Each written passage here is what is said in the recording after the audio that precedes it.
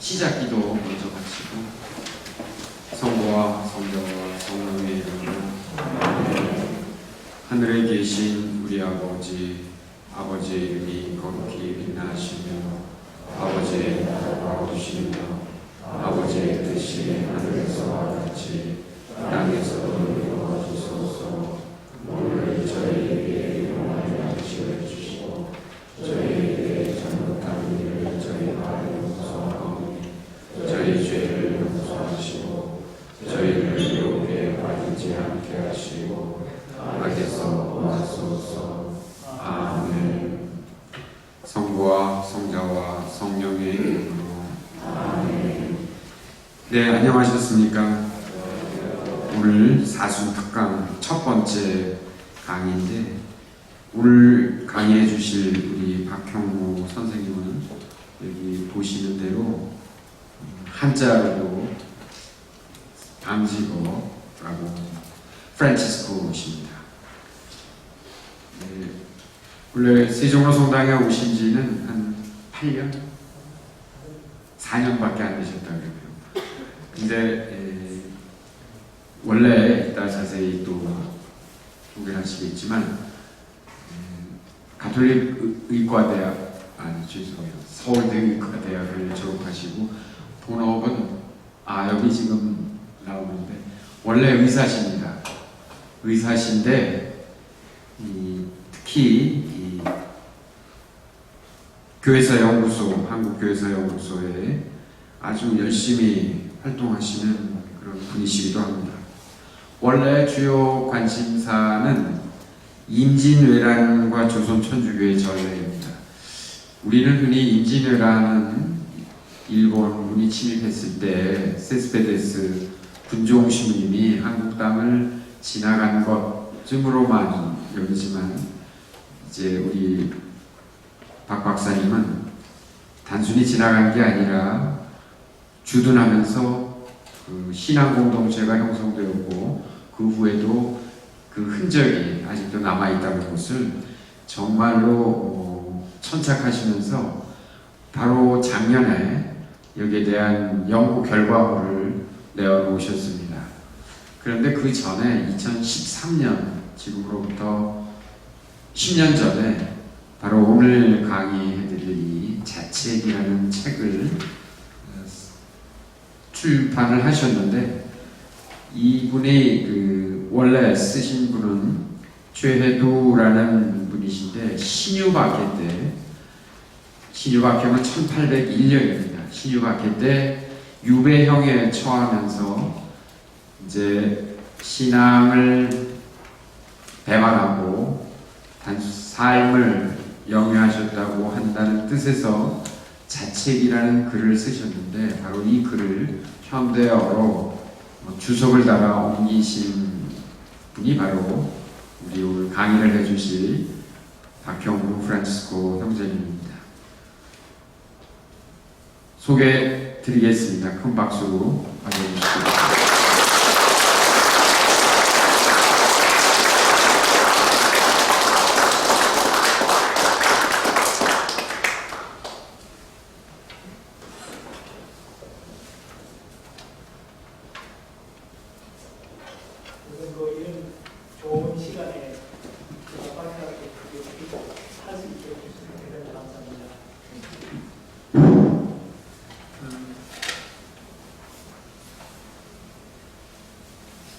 이 자책이라고 하는 것은 요 스스로 꾸짖음이라 이렇게 이제 번역이 되어 있습니다.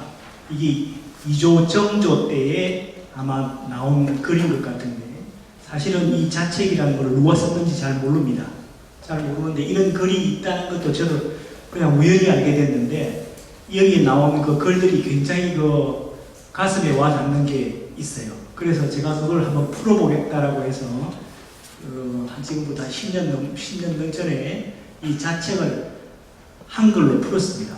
근데 이 자책이 보면은 한글을 한글로 푼 겁니다. 그런데 여기 보시면은 아시겠지만 이 한글이 한 200년쯤 전의 책인데 그동안에 한글이 많이 변해서 200년 전에 무슨 말을 써놨는지 잘 모를 정도로 되어 있어요. 그리고 또 이 원본이 옛날에 양반이 쓴 글은 옛날에 양반들은 논문을 쓰지 않았지 않습니까? 그러니까 이 원본은 어쩌면 한자로 되어 있는지도 잘 몰라요. 그거를 뒤에 사람들이 워낙 좋은 글이기 때문에 한글로 풀어놨지 않았나 이제 그런 생각도 드는데요. 그래서 굉장히 어려운 단어들이 많이 나와요. 그래서 이제 그런 거는 제가 중간에 한글로 풀어서 이제 말씀드리겠습니다. 저는 아까 소개받은 대로 프란치스코입니다. 프란치스코는 이게 한자로 방제가라고 해서 우리나라 성인 중에 김종교라는 분이 계세요. 46세에 돌아가셔서 지금 성인으로 되어 있는데 이분이 프란치스코인데 한자로 이 방제가라고 했는데 저는 이 호가 이걸 본래 천주교 세례명이거든요. 그래서 그 당시는 천주교는 사악한 종교다 그래서 사호라고 해요. 사호. 사악할 때 사자 쓰고 호. 사호 혹은 별호라고 합니다. 그렇게 여러분들 학자 세례명이 있으신데요. 그 세례명은 한자로 찾아보면 한자가 다 있습니다. 한번 찾아보시고 참고로 말씀드린 방이라는 건 향기롭다는 뜻입니다. 쟤는 내이라는 뜻이에요. 그래서 향기로운 내이다 이런 뜻이니까 굉장히 좋지 않습니까? 우리나라 말로 하면. 그래서 제가 그냥 호를 방제로 해볼까 그런 생각도 하고 있습니다. 각자 자기가 받으신 세례명을 한자로 뭐라고 했나 한번 찾아보십시오. 상당히 재밌으실 겁니다. 이걸 제가 말씀드렸고 이 자체는 아까 말씀드린 대로 이조시대 때 내려온 책입니다. 책인데 책 소개하고 이 저자가 미상입니다. 제가 한 일은 이 책을 쓴 사람이 누구이겠는가 하는 걸 추적을 해서 아마 지금 이 사람일 것이다 라고 이제 제가 붙인 겁니다. 근데 이 사람이 최해두라고 하는 사람입니다. 이 사람은 배교자입니다. 배교를 했기 때문에 천주교의 기록에 남아있지 않습니다. 배교한 사람이 무슨 연구할 리가 없죠. 그렇지만 다행히 그 아드님이신 최영수라고 하는 빌립보라를 하시는 분은 이분은 아드님인데 기회받게 때 돌아가신 분이에요. 그래서 아드님은 지금 15 추천자로 올라가 있어요. 그래서 복자로 올라가지 않을까 생각되기 때문에 이 두 분의 이런 관계가 있습니다. 그래서 이 자책을 보고 우리 신앙 선조들은 어떻게 생활을 했나 이걸 한번 음미를 해보겠다. 이래서 오늘 제가 발표를 하게 되었습니다.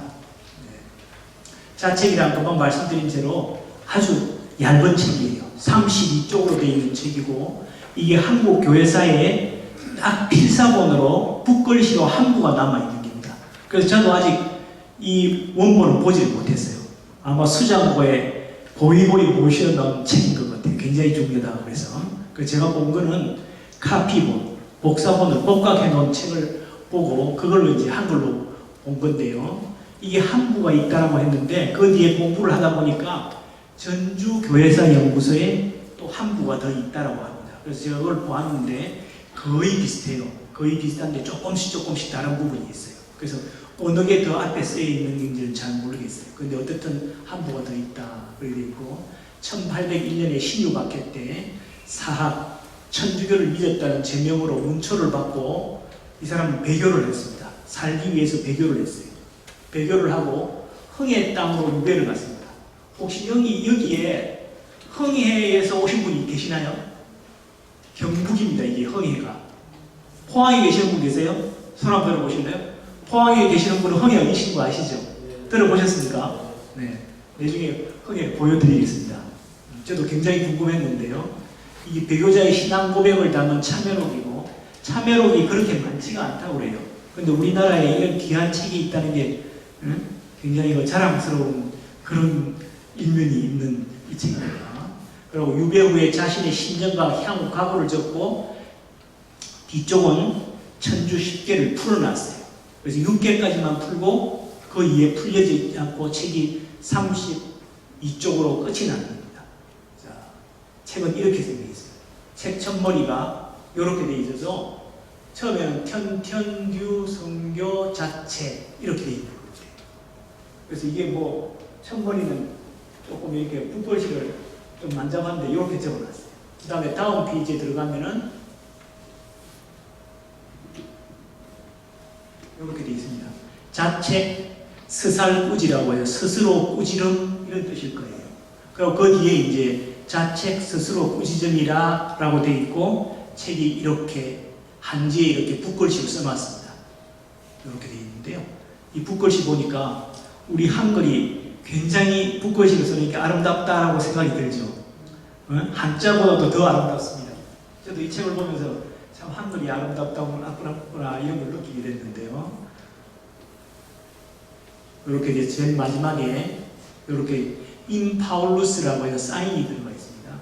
바오로라고 했는데 저분은 아마 후세 사람이 적은 넣었을 겁니다. 이분이 갖고 있다가 아마 교회사에 수집이 될 것 같으죠.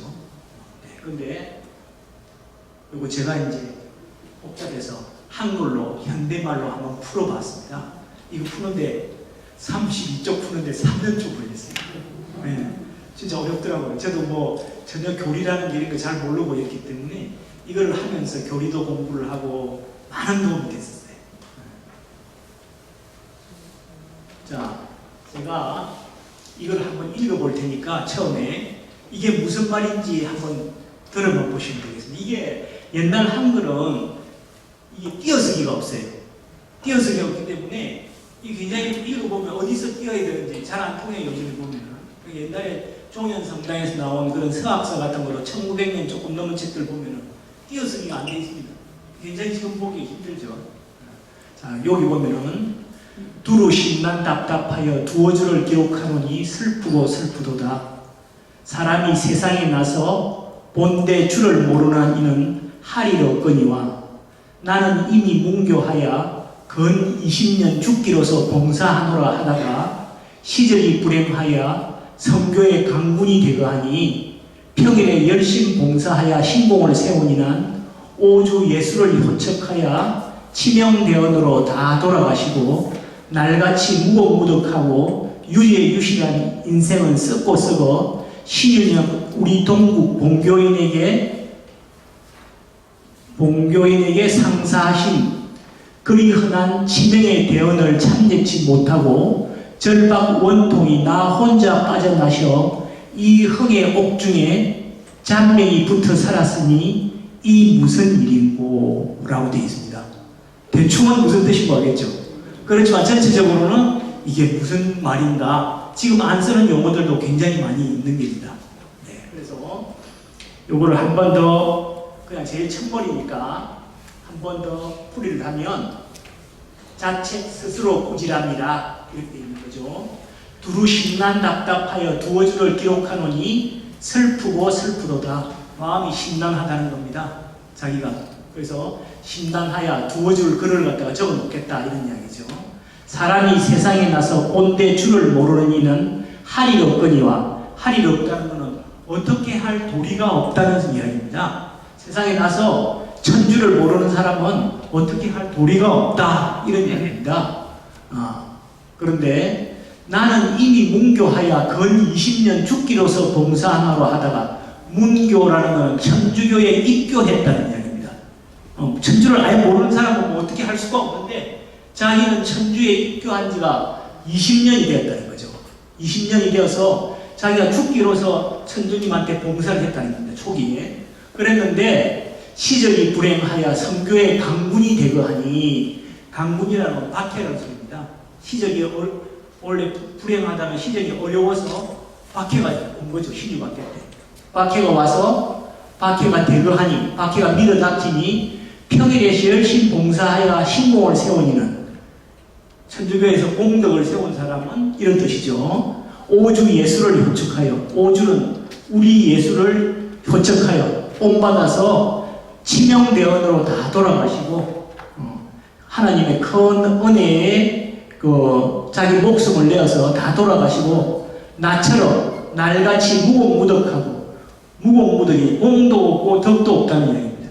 무겁무득하고 유죄유실한 인생은 죄가 많고 모든 것을 잃어버린 이런 썩은 인생은 자기 같은 사람은 신윤영 우리 동국 봉교인에게 신윤영이죠. 1801년입니다. 1801년 우리 동국이라고 하는 건 조선입니다. 조선의 봉교인에게 교인 우리 천주교인에게 상사하신 상으로 내려주신 그리 흔한 치명의 대언을 참내치 못하고 치명의 대언이 치명의 큰 은혜, 순교의 큰 은혜를 자기는 배교했기 때문에 참여치 못했다는 이야기입니다. 참여치 못하고 절박 원통하게 나 혼자 빠져나와서 딴 사람은 다 치명 대언으로 순교했는데 자기만 배교하고 살아난 겁니다. 살아났다는 이야기예요. 나 혼자 빠져나와서 이 흥의 옥중에 잔명이 붙어 살았으니 이 흥에에 자기가 나머지 살아있는 그 생명을 붙어서 여기에 있으니 이 무슨 일인고 라는 이야기입니다. 자기가 얼떨결에 살기 위해서 배교를 한 겁니다. 천주를 20년 동안 공행을 했다는 거죠. 초창기에 얼마나 열심히 믿었겠습니까? 그런데 박해가 닥쳐서 자기는 그냥 배교를 하고 목숨은 살아서 이 흥의 땅에 왔는데 흥의 땅에 와서 가만히 생각해 보니까 자기가 참 한심하다는 거죠. 그래서 이 잔명이 붙어 살았으니 이 무슨 일인고 라고 하는 겁니다. 그래서 이게 잘 안 넘어가군요. 그래서 처음에 이제 이렇게 시작하는 겁니다. 자기가 배교를 해서 이쪽으로 왔다, 이제 흥해로 왔다는 겁니다. 이제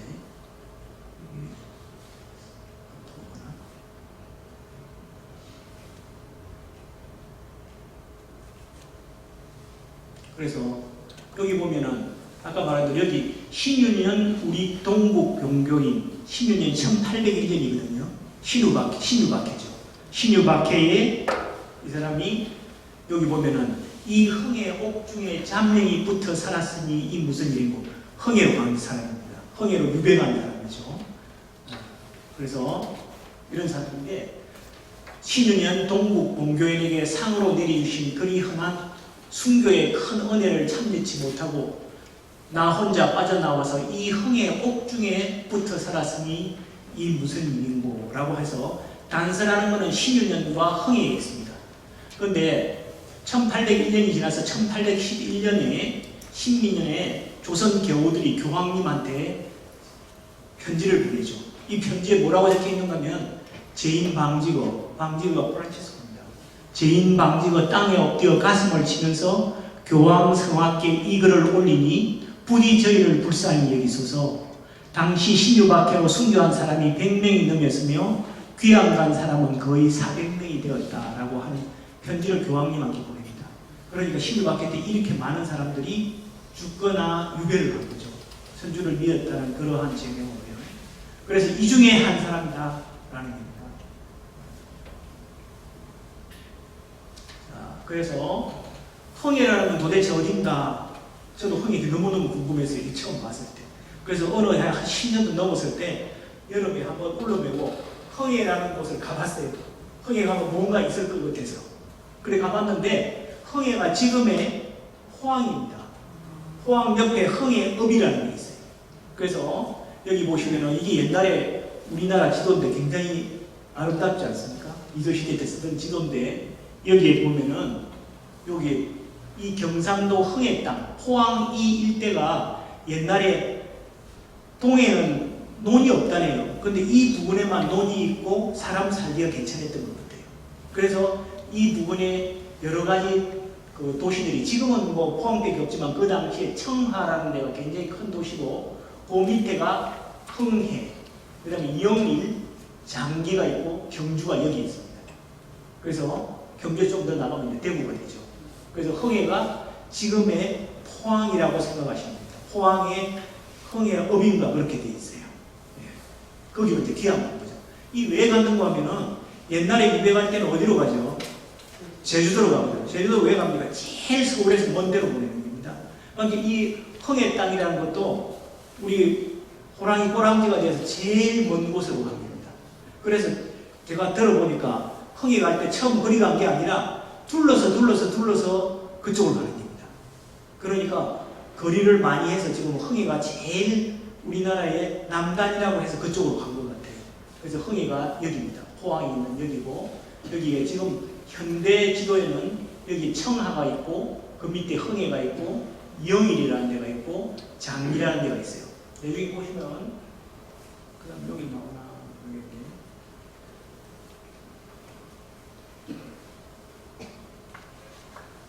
그래서 이 내중에 보면 이 장기라는 데가 1801년에 장기에 기한 간 사람은 누군가 하는데 여러분 잘 아시는 정약용 이분이 여기 기한가죠.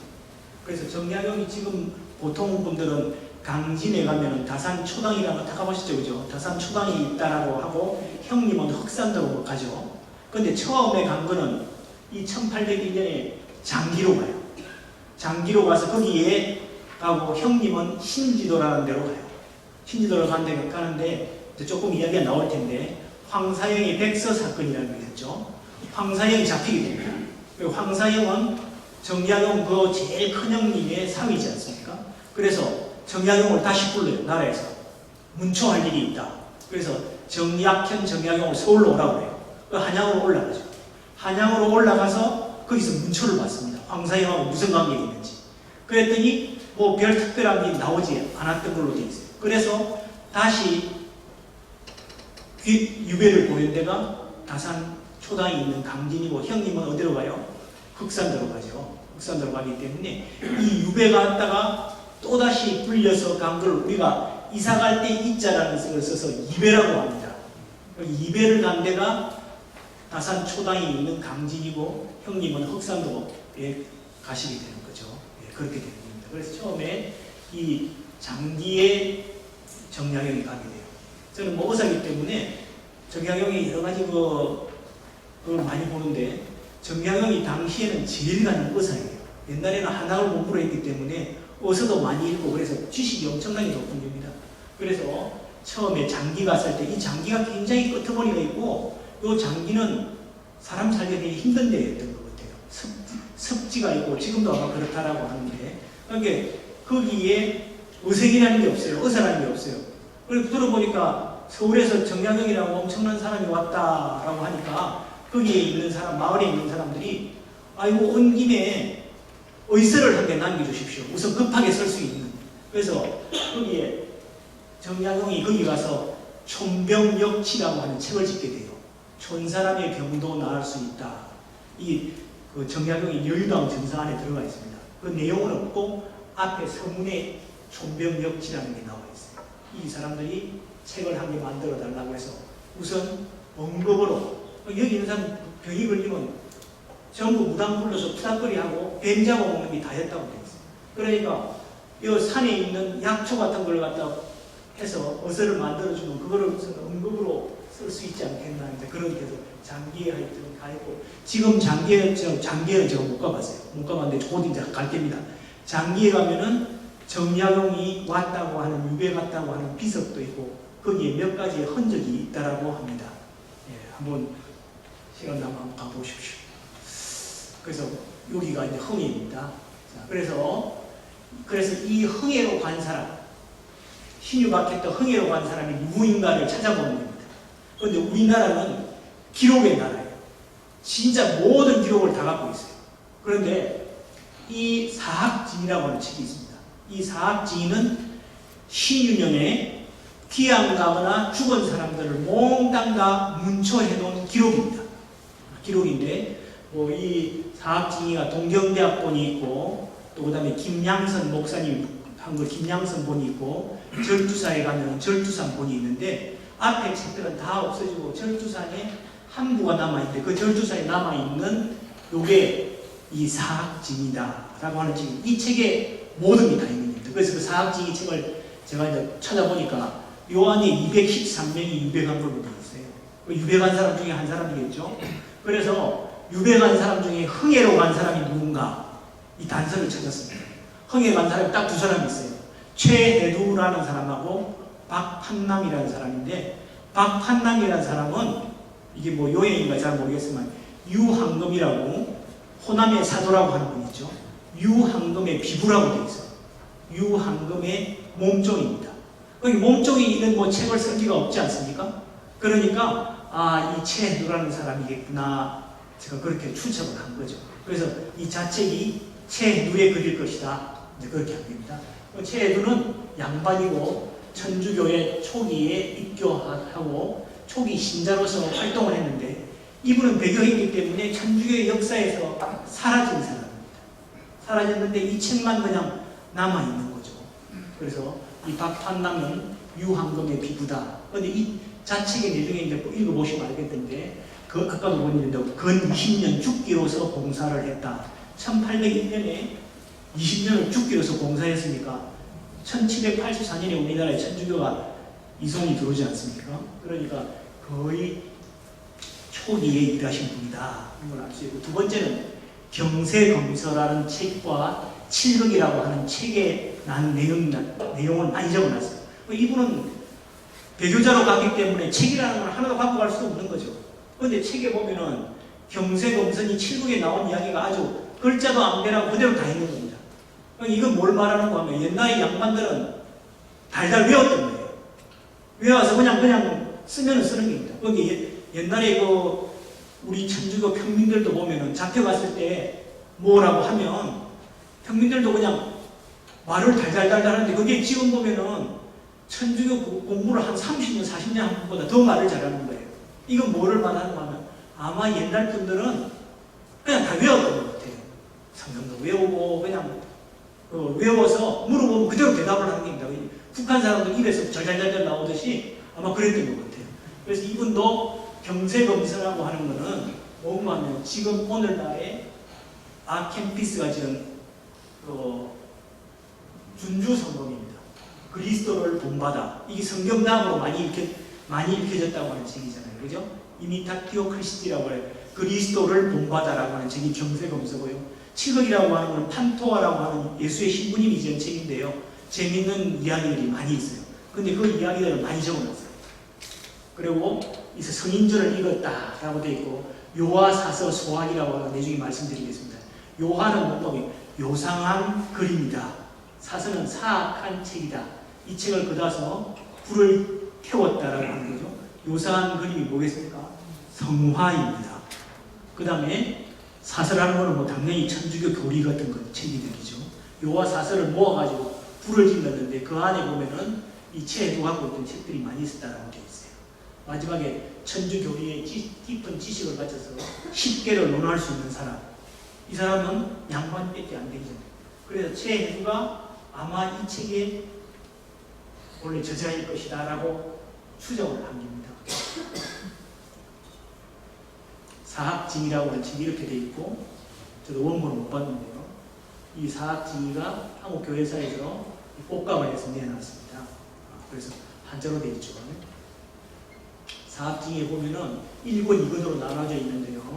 1장, 2장, 3장, 4장 되어 있고, 2권에는 석방죄인 문서철 이렇게 되어 있고, 2권, 2장에 보면 유배죄인 문서철에 유배한 사람 이름이 다 나오고 그대로 개항받다 이름이 다 나와 있어요. 그래서 홍해를 찾는 거예요. 부록편의 요하사서 소학이 아까 말씀드렸죠.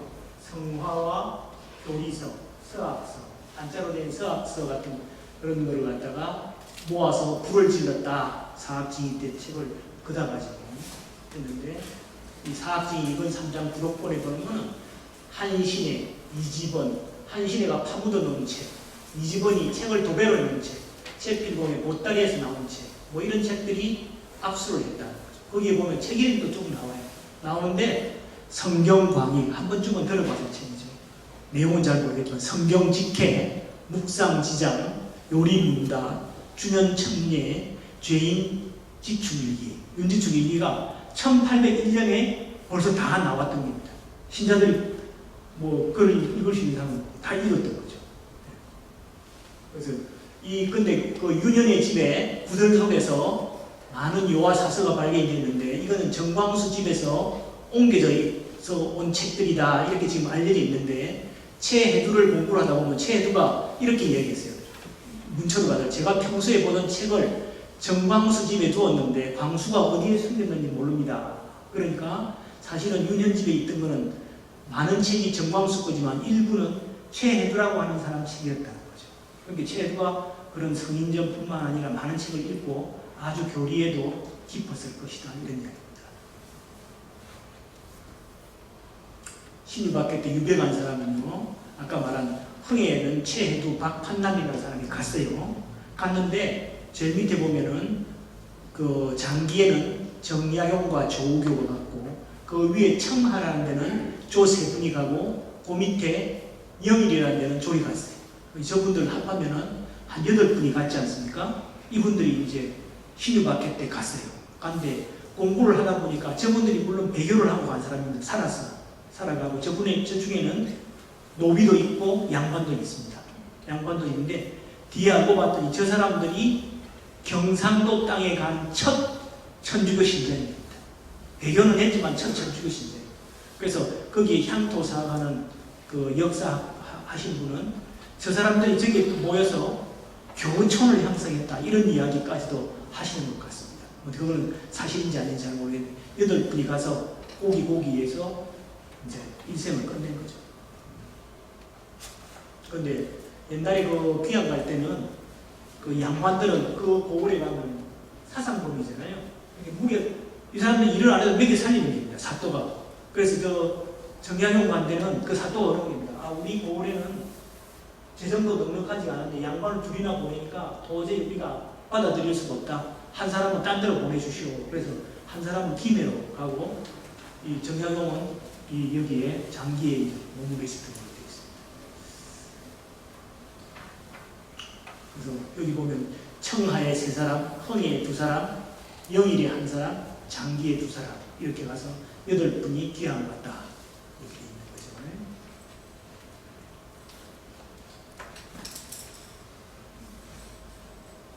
이 최해두는 최씨입니다. 여기 광릉 최씨가 많이 계실 텐데 이 최해두는 원래 이 기록은 어디에 나오는가 하면은 사학징의의 문초록에 나와요. 문초록에 나오는데 여주에 살았다라고 되어 있고 이 아버지가 최창은이라고 되어 있고요. 어떤 친구는 뭐 최상은이라고 되어 있는 건 틀립니다. 이 확실히 최창은이라고 되어 있고 최해두라고 되어 있고 아들들이 최영수, 최병문인데 이 두 분 다 기해박해 때 아드님 돌아가셨어요. 그 다음에 최창주라고 하는 사람은 들어보셨나 모르겠어요. 유명하죠. 마르첼리노라고 해서 신해 박해 때 윤진충 그 사건 때 배교를 했는데 이분은 마음을 가다듬고 신유 박해 때는 순교하시게 돼요. 그러면 이 최창주는 딸 2분이 계시는데 이 2분 다 원경도 성인으로 되어 있는 사람. 이 사람은 처고 신태고라고 이 나중에 저희 신유 박해 이후에 천주교를 갖다가 이렇게 이끌어가는 신태고의 며느리가 되는 사람. 이렇게 완전히 천주교 성골 집안이죠. 그런데 이 최해두 처가집안은 윤씨인데요. 윤씨는 양건에 살고 있었다고 되어 있는데 이 집은 더해요. 이 집은 아버지 때에 윤장, 윤형, 윤선이 3분 다 천주교로 돌아가십니다. 그리고 이제 다 유배가죠. 인자도로 유배, 해나무 유배라고 이 윤장의 이남 중에 우리가 잘 아는 윤유일 바오로가 있습니다. 이분은 윤유일 바오로는 처음에 가성직 제도로 해서 이것 때문에 북경에 처음으로 밀사로 가시는 분이죠. 나중에 주문모 신부님 모시러 갈 때도 한번 가시는 분이고 그 동생인 윤요 야고보는 신유박해 때 순교합니다. 그리고 윤현의 이 딸이 딸이 3인데 중간에 있던 딸이 최해두의 부인입니다.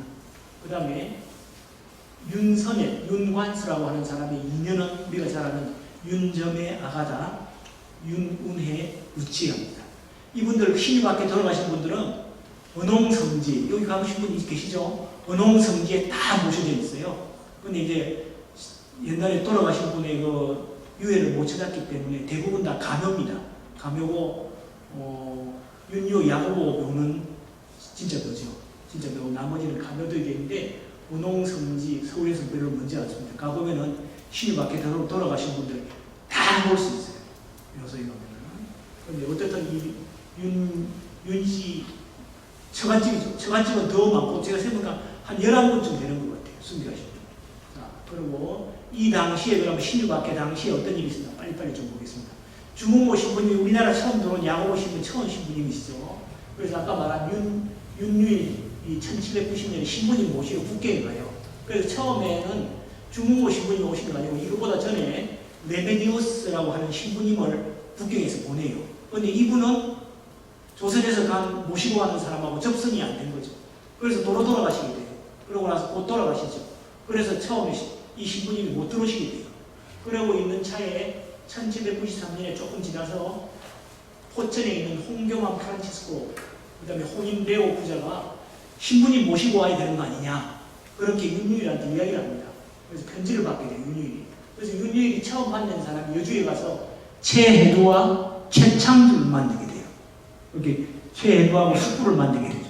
야, 우리가 저 신부님 모시고 오라는데 어떻게 생각하냐? 아주 좋은 일이다. 그래서 이분은 또 언론 윤유일이 한양에서 총회장인 최창현과 최인기를 방문해서 뭐 졸지에 북경에 밀사를 보내고 신부님을 모셔오자. 그렇게 돼서 그해 말에 이 지황 사바가 북경에서 올라가서 윤유일 서한을 전달하고 1974년 그 다음에 12월 달에 주부모 신부님이 들어오시게 돼요. 그래서 주부모 신부님 조선 입국해가지고 처음에 북촌 개동에 최인길의 집에서 머물게 되죠. 그래서 가해동에 뭐 우리가 북촌에 성당이 있고 굉장히 유명하다라고 하는 건데요. 그리고 최인길의 집에 있다가 나중에 한영익이라는 사람이 밀고를 해서 주무 모시고 발각이 나죠. 처음 6개월은 잘 계세요. 그런데 그 이후에 발각이 나서 도망가죠. 도망가서 강환숙이라고 하는 여교우 회장 집에 머물지 않습니까? 거기 칠패시장 밖에 남대문 밖이라고 되어 있어요. 처음에 창동이라고 되어 있는데 그걸 이제 을묘 북산 사건이라고 하죠. 주무모 신부님이 발각이 돼서 주무모 신부님이 도망가서 강환숙네 집에서 숨어서 정교를 하게 되는 그게 을묘 사건이라고 하는. 그런데 어쨌든 여기 보면 최해두라고 이분이 이름이 나옵니다. 여기 이 신부님 모셔올 때 이제 최해두가 살았던 당시 한양을 보면요, 이분이 부모를 떠나 5, 6년을 지내다가 엄친의 망극한 상사부 아버님이 돌아가셨다는 부고를 받게 됐다라고 하는 건 1801년에 부고를 받았기 때문에 서울에 올라온 거는 아마 1795년 정도 되고 처음 올라와서 전동에 살았다라고 되어 있습니다. 전동이 어딘 거면 여기예요. 지금은 치면 견지도 공평동이라고 되어 있습니다. 그러고 나서 조금 있다가 1799년에 아까 윤씨 집안의 그 제일 마지막 그 분인 윤선의 따님이신 윤은혜와 정광수가 이분의 부부이죠. 윤은혜, 루치아와 정광수 다른 답안데요. 이 두 분은 결혼할 때 혼서가 없이 결혼을 했다고 해요. 그러니까 혼서가 없으면 옛날에 결혼이 안 되는 모양인데 이 그냥 자유연예인에 가서 결혼을 하시는 것 같아요. 그리고 혼서에 되는 데다가 이분들은 천주교를 믿기 때문에 윤은혜가 제사를 못 모시게 됩니다. 그러니까 시어머니 지가 얼마나 구박을 했겠습니까? 그래서 피해서 서울로 올라오게 됩니다. 그래서 윤은혜 정광수 부부가 서울로 올라와서 여주에서 벽동으로 올라왔다고 되어 있어요. 벽동. 여기가 경복궁입니다. 여기가 안국동이에요. 지금 안국이고 여기가 벽동입니다. 벽동에서 올라와서 여기 올라와서 자기 집을 좀 넓게 해서 거기에 조그마한 정사를 만들었다고 하는데 이 정사라는 게 성당이죠. 쉽게 말해 경당 같은 거 조그마한 걸 만들었거든 거예요. 그래서 여기서 이제 미사도 보고 천주교 공부도 했어요. 자, 그런데 최해두는 먼저 올라와 있었던 거죠. 최해두와 조석이 이웃에서 살아. 조석은 예로니모라고 하는데 이분도 이제 서울로 올라와 있었던 분인데 여기 보면 그 문초록에 보면 새집이 담장을 가운데 두고 서로 왕래하며 담을 터놓고 한 집처럼 지내면서 주야로 사설을 학습하였다. 천주교 거리 공부도 하고 그랬던 것 같아요. 여기 하나는 벽동이고 하나는 전동이고 좀 떨어져 있기는 한데 어떻게 한 울타리를 형성해서 그 안에서 다 같이 공부를 했다고 되어 있어요. 그래서 밤이고 낮이고 모여서 천주교 공부를 합니다. 사설을 공부를 했다라고 돼요. 조금 지나면 1800년이면 최해두, 지금 자책을 지은 최해두 장인이 윤현이라는 분이 그분도 여주에 살다가 사태가 좀 심각해지니까 서울로 올라오신 거예요. 서울로 올라와서 고로동, 안국동으로 이사했어요. 그러니까 안국도 여기죠. 그러니까 그 당시에 여기 전동, 벽동, 안국동, 또 나중에 보면은 이 부분에 강환숙도 여기 인사동 그쪽에 살았다거든요. 여기에 교우들이 많이 산답니다. 그러니까 저 교우촌이라고 하면 산골만 생각하는데 서울도 경복궁 옆으로 해서 거의 서울 한양 교우촌이라고 하는 걸 만들었지 않았을까 그런 생각이 듭니다. 신부님도 가끔씩 뵙게 되고요. 주문보 신부님이 있어요. 그래서 여기 송현동, 사감동이 벽동이고 경기도 공편동이 정동이고 최해두는 여기 살았다. 그리고 윤은혜 정광수 부부는 여기 살고 또 그 다음에 유전 최혜도 장인도 여기 이제 올라가서 살았다라고 하는 거고 그렇게 되겠습니다. 신유박해를 간단히 보겠습니다. 1799년에 우선 최재공이 남인의 영의정이 최재공이 죽고 1800년에 정조가 49세를 승화해요. 그러자 11세 순조가 즉위를 하게 되죠. 그런데 순조가 즉위하니까 영조의 개인인 대왕대비 정순왕후 김씨가 수령청정을 하면서 이 정순왕후를 등에 업고 노론 벽파가 남인 시파를 다 제거하죠. 이 남인 시파가 대부분 천주교 신자들이죠. 그래서 말은 남인 시파를 할 때 사료 토배를 한다. 이런데 사실은 천주교인이다. 그리고 무분무부다. 임금님도 몰라보고 아버님도 몰라본다. 아버지도 몰라본다는 식으로 해서 이 사류다. 그래서 톱을 해야 된다. 그래서 사실은 남인 시파를 그런 식으로 해서 다 이제 일망타진하죠. 그래서 1802년 신유박해가 되면서 대왕대교가 급교령을 내리고 그때부터 2월 5일부터 충청도 내포에 이전창이 체포되고 이가완 정약용 다 잡혀 들어가요. 여신도 강환수도 잡혀 들어가고 그 한 분 왔던 주무모 신부님도 저쪽에 황해도 쪽으로 올라갔다가 주무모 신부님은 도로 내려오시죠. 내려와서 어금부에 자수를 해요. 자수를 하고 결국 그 노량진에서 돌아가시게 돼요. 그러니까 신유박해 때 신부님 한 분 계시는 분이 돌아가셔서 우리나라에는 신부님이 안 계시게 되는 겁니다. 그리고 내중에 그 정약용의 황사영의 백서, 정약용 집안의 장가를 갔던 황사영의 백서 사건으로 대론에 잡혀서 이 능비처참 나가죠. 그러면서 끝이 나요. 신유박해 척사 이름이 반포되면서 일단 신유박해가 일당이 끝이 납니다. 그러면서 이때 천주교 신자들이 모두 다 일망타진이 되면서 천주교가 와해가 되는 그런 상황이 되죠. 그런데 그때 이 자책을 지은 최혜두가 같이 잡혀가게 됩니다. 잡혀가서 이게 그 사학지에 나와 있는 이게 이 사람이 문초롱입니다. 포도청에서 그 진술한 거. 그 다음에 형추문복은 내지를 하면서 신문을 받아서 진술한 거. 그 다음에 형추초, 그리고 마지막 판결문. 이렇게 되어 있어요. 근데 여기 최혜두가 보면은 전동에 살았다고 했잖아요. 전동, 윤현서라고 되어 있어요. 윤현의 삼이다. 이런 뜻입니다. 그 다음에 창주, 최창주의 조카다. 이런 얘기죠. 자, 포청래, 포도청에서 넘어왔다는 얘기입니다. 그 다음에 신유년 5월 10일 날 흥해로 유배갔다. 이렇게 되어 있어요. 그래서 이 사람이 흥해로 유배갔던 줄 알게 된 겁니다. 그래서 포청초에서 뭐라고 했는 거면 이 사람은 사실은 이 천주교를 믿기 전에는 입교 전에는 과거의 뜻을 보고 공부를 했던 사람이에요.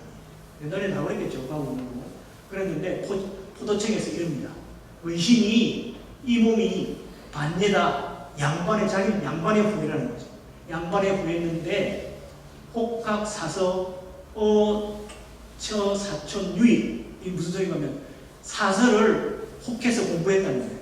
혹해서 공부했는데 누구한테서 배웠느냐면은 윤유일 사촌, 처의 사촌인 윤유일한테서 배웠다는 겁니다. 그리고 처금이 16년 지구 입교한 지가 공부한 지가 16년이 됐다니까 천주교 입교한 지가 16년이 됐다 이런 이야기입니다.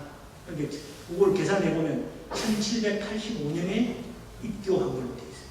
1784년에 우리나라 이성훈이 북경에서 들어왔을 때 그 다음 해에 천주교 입교를 한 거죠. 자, 동정지론. 같은 마음으로 서로 논했던 사람은 처의 아버지인 윤현, 인근에 사는 사람 정광수, 조현, 서로 왕래했던 사람은 정약종, 이현, 그 다음에 이희영, 서성문에 살던 이재화, 홍낙훈, 이렇게 쭉 이름이 나오고 홍문갑, 황사영 다 나와요. 이런 사람들하고 공부를 하고 서로 왕래를 하고 있었던 거죠. 대단한 사람입니다. 그리고 여기 보면은 문갑과 은치, 주가한 문갑과는 이거는 또 요거죠. 홍문갑입니다. 홍필주라고 하는 사람이죠. 홍필주 집안에 은치 숨어 살던 주가한 주시라고 하는 굴한당 이런 뜻이죠. 이게 누구겠습니까? 주무모 신부를 이렇게 얘기해요.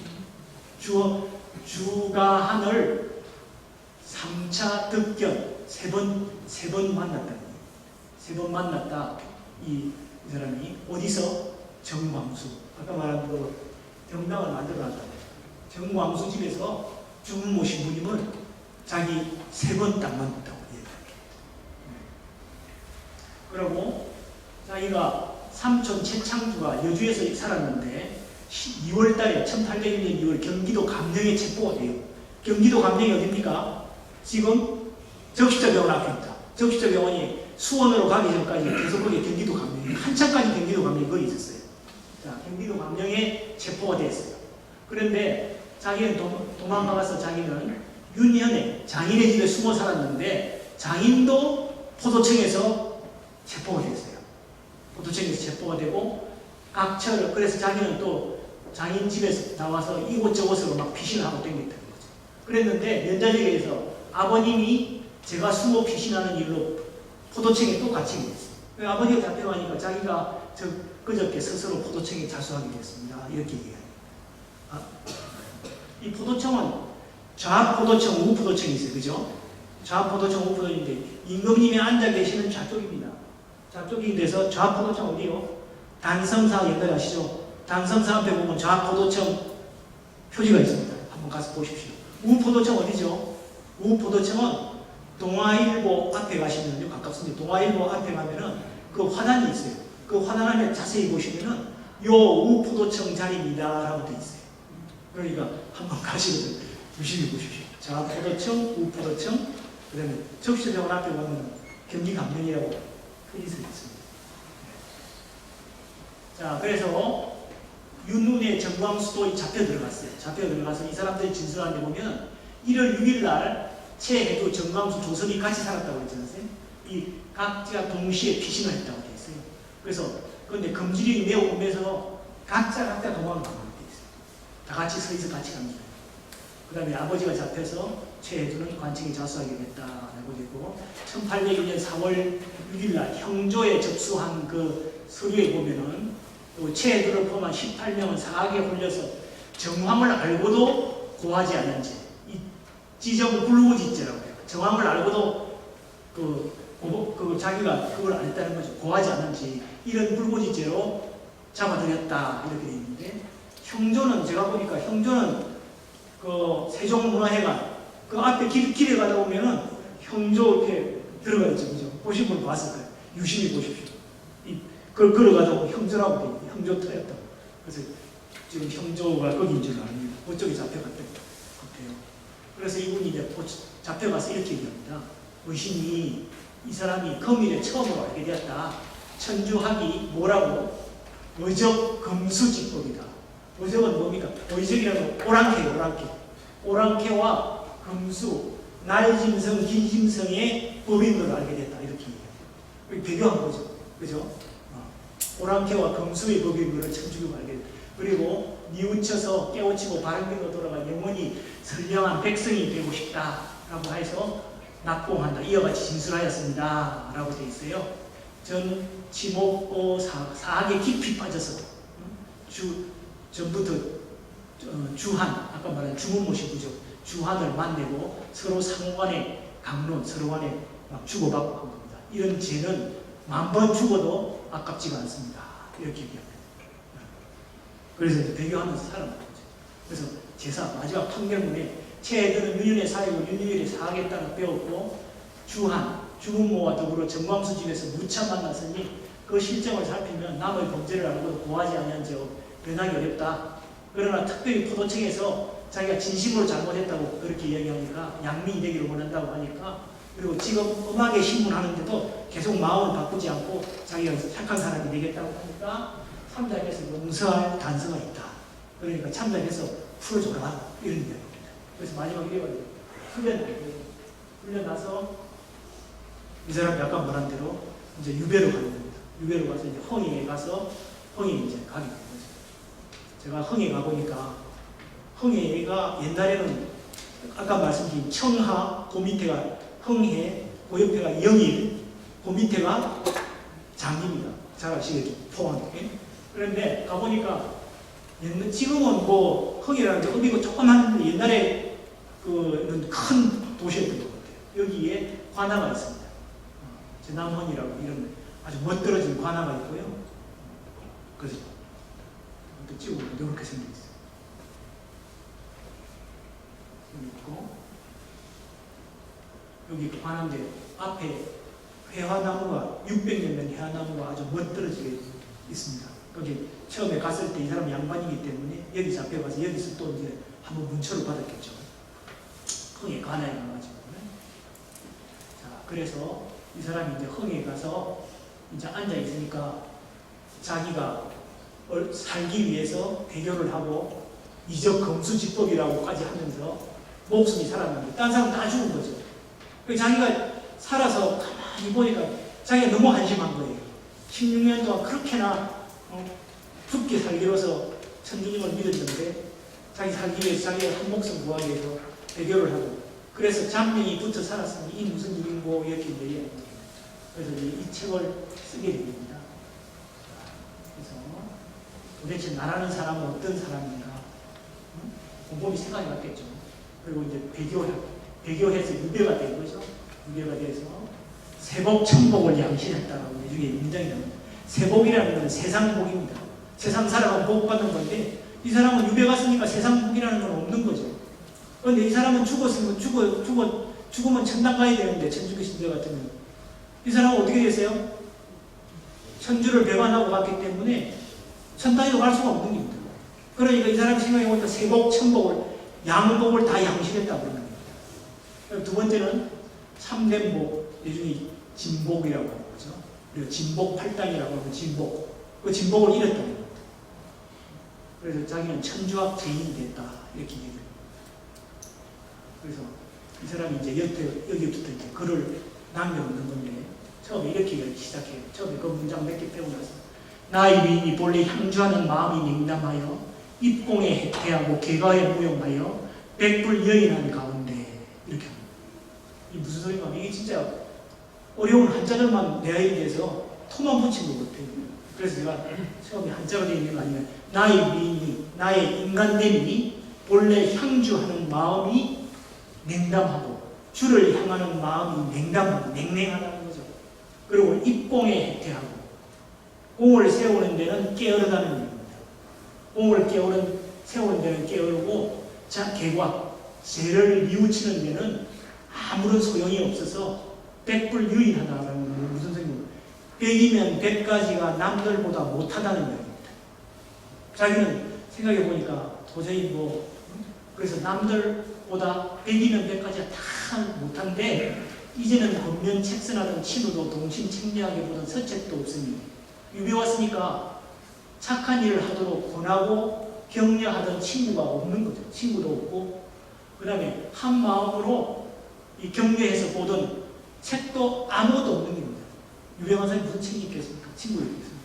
그러니까 세상에 믿을 사람이 전혀 없고 또 바랄 사람도 아주 없어 자비자주하니 내 혼자서 일어나서 내 혼자서 모든 일을 해결해야 될 거니 그러려도 내가 이런 사람인데 이게 무슨 모양이 될 건가? 친구들도 없고 책도 없으니 도움을 받을 것도 없고 참 한심하구나 이런 생각입니다.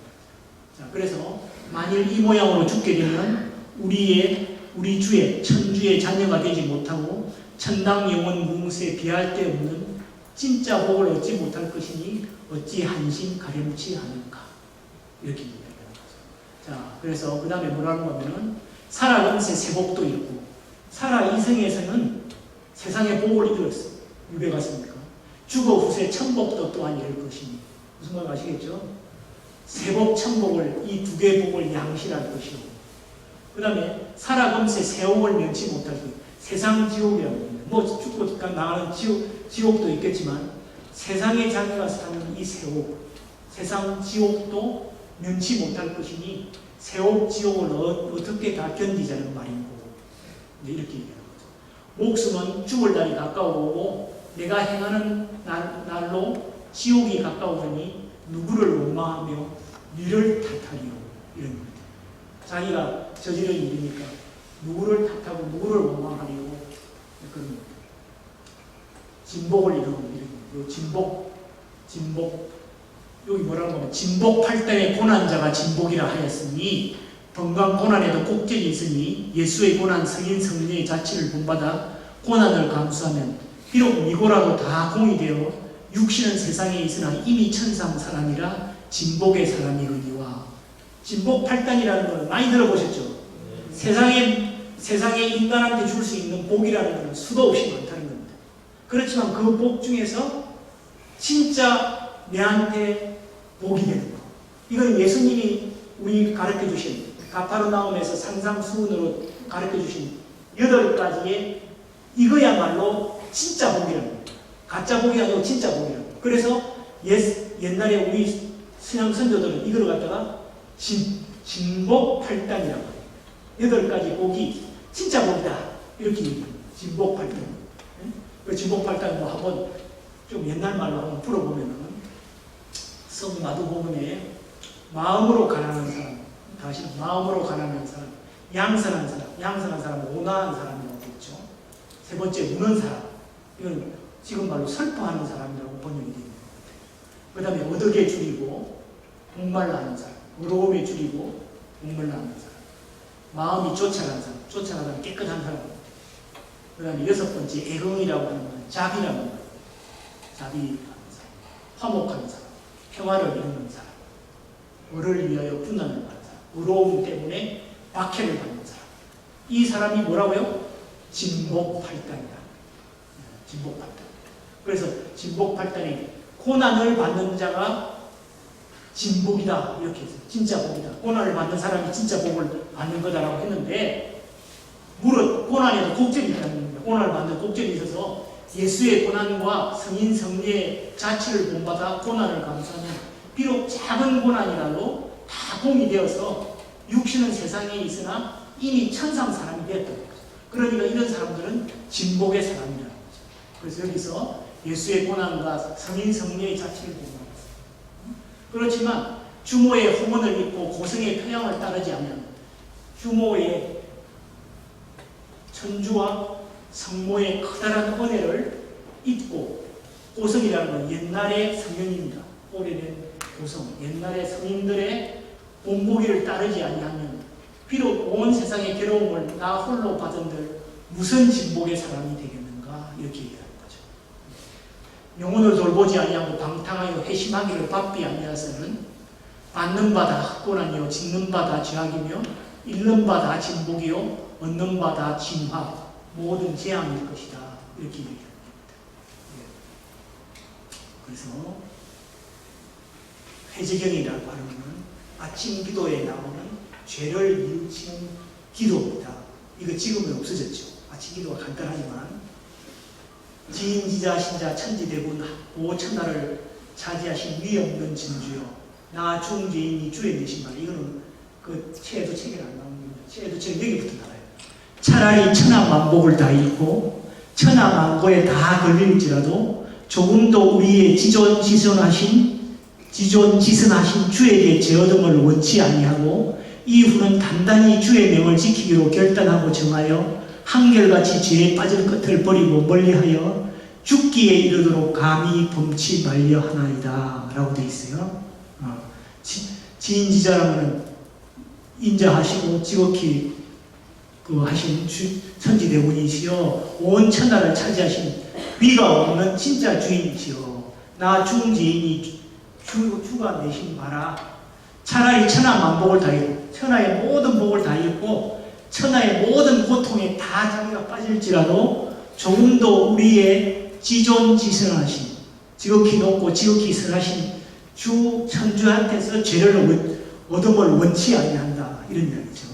이후는 단단히 주의 명령을 지키기로 결단하고 정하여 한결같이 죄에 빠질 것을 버리고 멀리하여 죽기에 이르도록 다시 죄를 범치 말려 하나이다. 이거를 이 사람은 16년 동안 매일 아침마다 기도하면서 회제경을 외웠던 겁니다. 그런데 지금 와서 배교를 하고 보니까 이 회제경은 왜 자기가 그렇게 죽도록 외웠는가, 그런 생각이 드는 거죠. 그리고 이 구절에 다시 읽어보니까 자기가 배교를 하는 사람이기 때문에 두렵기가 한이 없는 겁니다. 이렇게 죄를 범치 말고 있어야 되는 건데 배교까지 하는 자신을 보니까 자기가 두려운 거죠. 그럴 겁니다. 그죠? 충분히 이해가 되시죠? 자, 이건 그냥 적어봤습니다. 옛날에 얼마 전에 신부님도 한번 그 말 하시던데 아침 저녁 기도를 열심히 하라. 아침에 이 기도하는 게 조과가 저리 많아요. 옛날에 천주 선교 공과는 가톨릭 기도서입니다. 이게 조과인데요. 저기서 저까지 처음부터까지 옛날에 다 했던 것 같아요. 그리고 망과는 저녁 기도입니다. 저녁 기도 여기부터 여기까지 다 하는 거예요.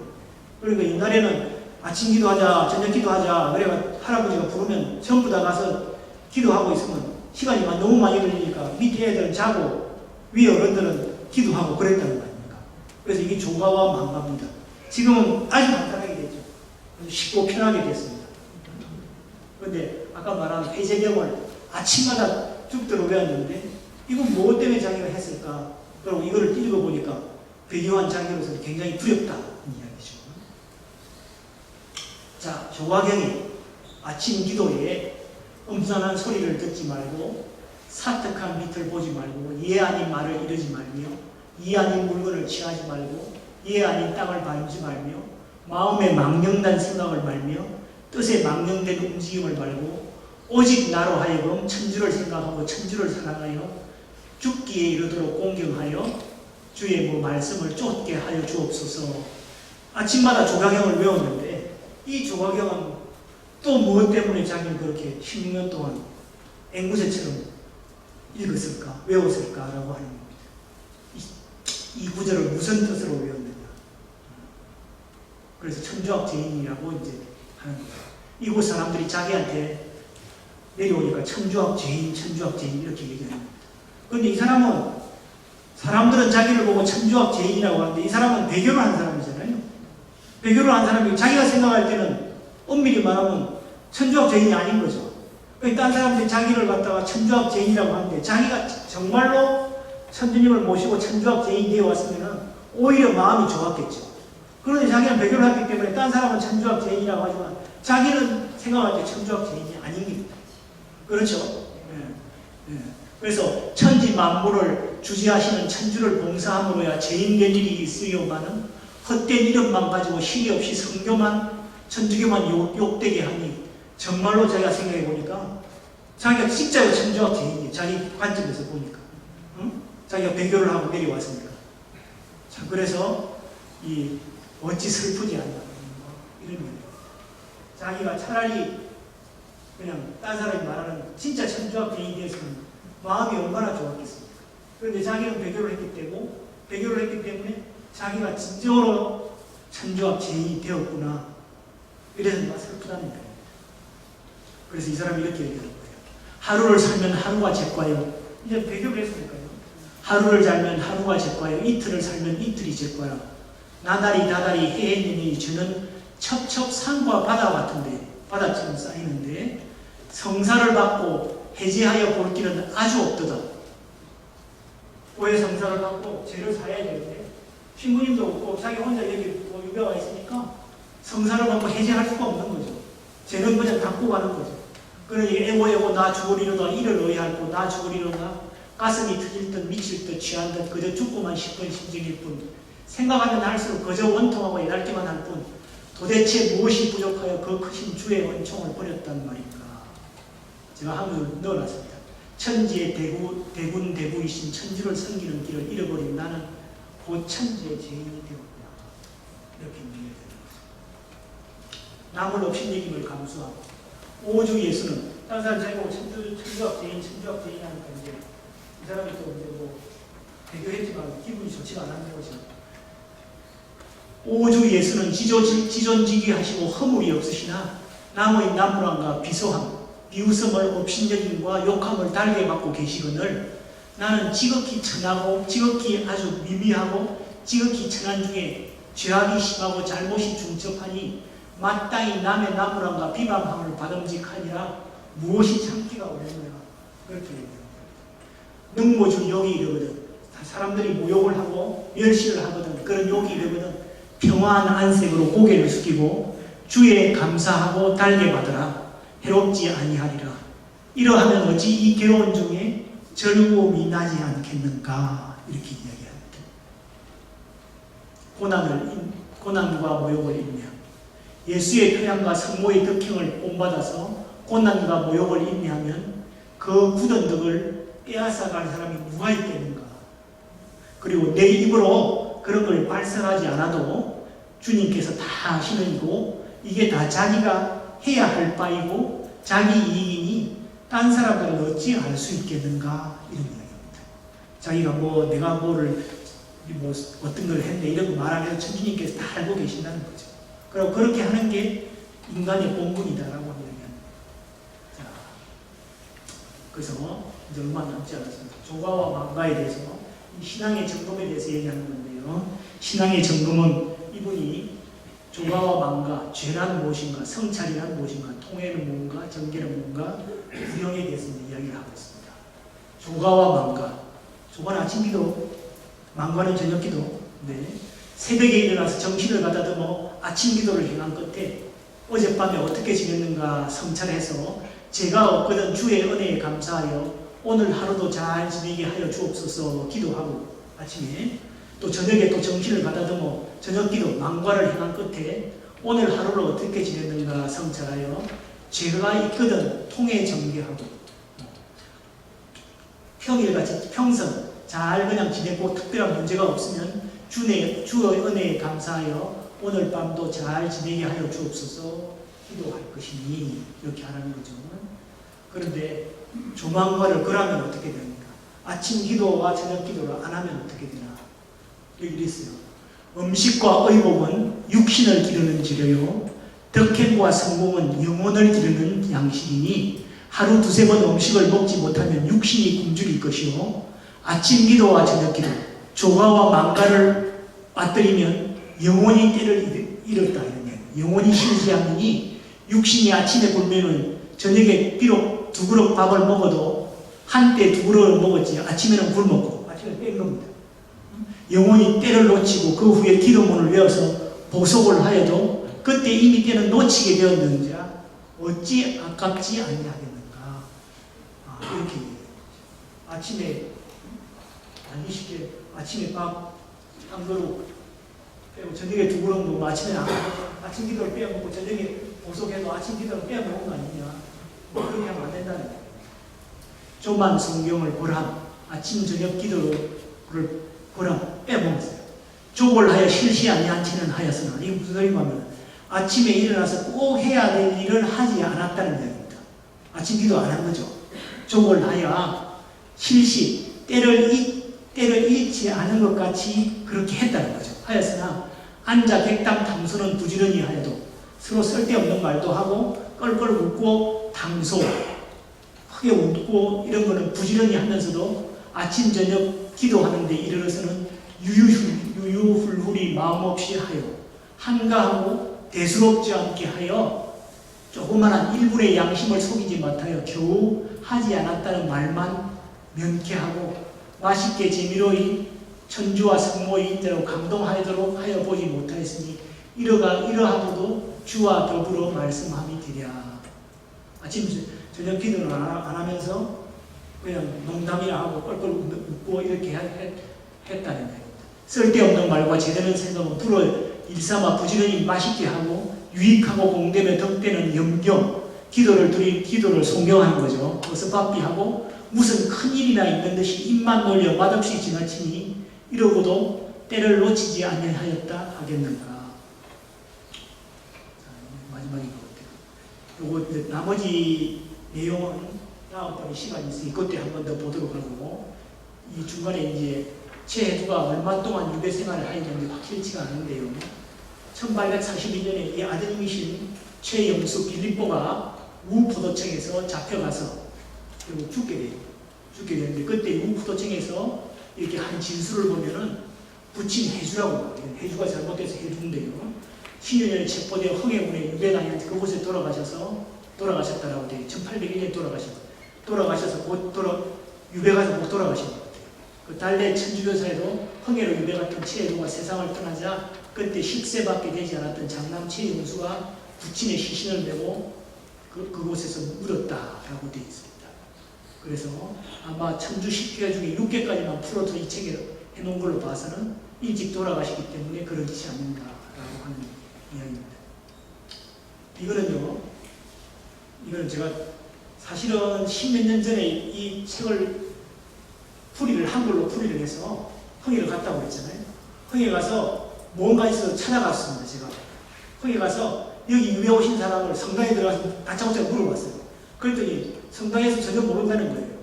그런데 거기에 그 학교 선생님이 한 분 계시는데 그런 천주교 역사에 관심이 많다고 그분을 불러드릴까요? 라고 해서 그분을 만나게 됩니다. 그래서 그분을 말씀을 드렸더니 그분이 자기도 그 들은 바가 있다라고 해서 제가 사실 그때 이야기를 했어요. 제가 그 최혜두라는 사람을 지금 계속 찾고 있고 책도 번역을 하고 있고 그랬더니 그분이 책이 나면 꼭 흥해로 보내달라고 하는 거예요. 그런데 흥해로 보냈어요. 흥해로 보내고 그 뒤에 뭐 200주년 무슨 기념을 하면서 이 흥해로 갔던 이분들이 우리나라의 경상도에 처음으로 가신 분이라고 해서 저를 한번 불러서 갔다 온 적이 있어요. 그래서 저는 이제 그때 책을 한 600권을 갖다 보냈습니다. 이 책을. 그래서 그 책을 팔아서 이 최혜두라는 사람의 비석을 한 개 세워보십시다라고 해서 600권을 드렸는데 그 뒤에 그 종잣돈을 갖고 만들어보자라고 했는데 그 뒤에 강간무소식이래요. 그래서 뭐 그런가 보다 하고 10년 년이 지났는데 이 지금 신부님께서 내보고 이거 한번 발표를 해보라고 하는 그 다음날 아침에 있잖아요. 거기에서 연락이 왔어요. 뭐라고 연락을 하냐면은 진짜 이게 참 주님의 섭니다 이런 느낌이 저절로 들었어요. 이 흥해에 10km 떨어진데 청하라고 아까 들으셨죠? 청하에 세 사람이 귀환갔어요. 귀환갔는데 청하는 공소가 있었대요. 지금 공소가 있는데 그 공소를 허물어뜨리고 거기 신부님이 한 분 은퇴하신 신부님이 계신데요.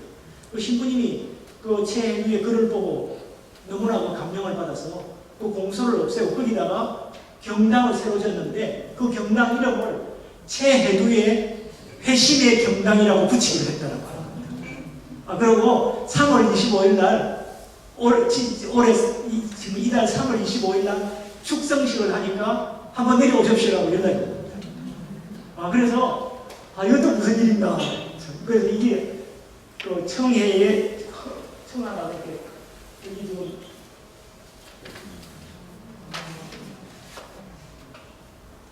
여기 청하가 여기거든요. 여기 3명이 가고 아까 흥해는 2명 갔다. 최혜두하고 박판단이 가고 여기 장기에 정약용하고 2분이 가고 영일이 한 사람이 갔다는데 이 흥해에서 청하까지는 10km 떨어져 있다고. 청하 공소가 있거든요. 그 공소를 허물고 거기다가 경당을 새로 지으면서 이름을 최혜두 회심의 경당이라고 신부님께서 하자. 그래서 모든 사람이 거기 있는 분들이 다 그렇게 하기로 해서 새로 지었다라고 하는데 그 흥해 최혜두 회심의 경당이 이렇게 됐다고 사실을 보이는 거죠. 그리고 안에는